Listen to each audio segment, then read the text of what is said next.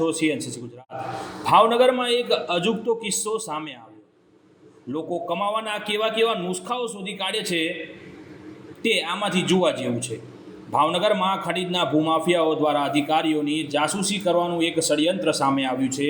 આમ તો કોઈની જાસૂસી કરવી એ ગુનાપાત્ર કાર્ય છે, કેમ કે કોઈની પર્સનલ જાસૂસી કરવી એક ક્રાઇમ માનવામાં આવે છે, પરંતુ ભાવનગરમાં કિમિયો એવો થયો કે ખાણ ખનીજના માફિયાઓ દ્વારા 1000-2000 આપીને એક ગ્રુપ ચલાવવામાં આવ્યું, જેમાં અધિકારીઓ કઈ જગ્યાએ જઈ રહ્યા છે, શું કરી રહ્યા છે તેમની ઉપર નજર રાખવા માટે વોટ્સઅપ ગ્રુપ બનાવવામાં આવ્યું, જેમાં અધિકારીઓની તમામ પ્રકારની માહિતી એ ગ્રુપ દ્વારા સપ્લાયરોને તેમની તમામ પ્રકારની માહિતી આપવામાં આવતી હતી, જેના તેઓ 1000થી 2000 રૂપિયા ચાર્જ વસૂલતા હતા। હવે ઘટના એવી બની કે એક બુસ્ટર શાસ્ત્રી નામના સરકારી અધિકારીને શંકા પડતા ઓફિસથી બહાર નીકળ્યા હતા।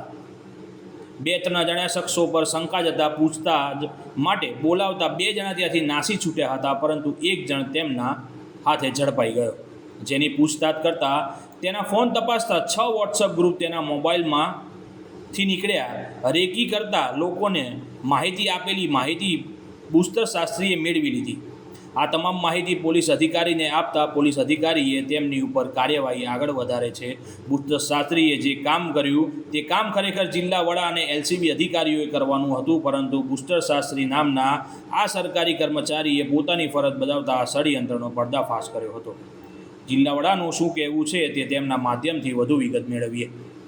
ભાવનગર જિલ્લા ખાતે બુસ્ટર શાસ્ત્રી તરીકે ફરજ બજાવતા એક અધિકારીએ રજૂઆત કરી કે 4 વ્યક્તિઓ તેમનો તથા તેમની ઓફિસના અન્ય અધિકારી અને વાહનોને ઇરાદાપૂર્વક પીછો કરી બુસ્ટર શાસ્ત્ર વિભાગની ગાડીઓ અને અધિકારીઓ કઈ દિશામાં અને કેવી રીતે બહાર જાય છે એનો પીછો કરતા હોય એવી એમને શંકા હતી।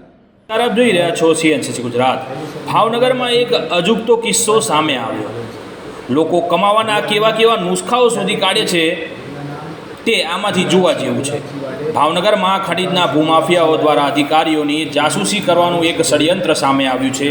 આમ તો કોઈની જાસૂસી કરવી એ ગુનાપાત્ર કાર્ય છે, કેમ કે કોઈની પર્સનલ જાસૂસી કરવી એક ક્રાઇમ માનવામાં આવે છે, પરંતુ ભાવનગરમાં કિમિયો એવો થયો કે ખાણ ખનીજના માફિયાઓ દ્વારા 1000-2000 આપીને એક ગ્રુપ ચલાવવામાં આવ્યું, જેમાં અધિકારીઓ કઈ જગ્યાએ જઈ રહ્યા છે, શું કરી રહ્યા છે તેમની ઉપર નજર રાખવા માટે વોટ્સઅપ ગ્રુપ બનાવવામાં આવ્યું, જેમાં અધિકારીઓની તમામ પ્રકારની માહિતી એ ગ્રુપ દ્વારા સપ્લાયરોને તેમની તમામ પ્રકારની માહિતી આપવામાં આવતી હતી, જેના તેઓ 1000થી 2000 રૂપિયા ચાર્જ વસૂલતા હતા। હવે ઘટના એવી બની કે એક બુસ્ટર શાસ્ત્રી નામના સરકારી